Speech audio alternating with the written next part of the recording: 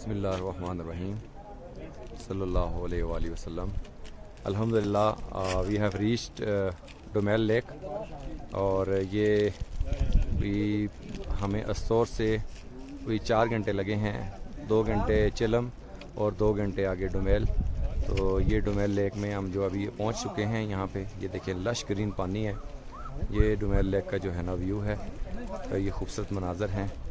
और ये देखें, ये पूरा जो है ना लश ग्रीन एरिया है।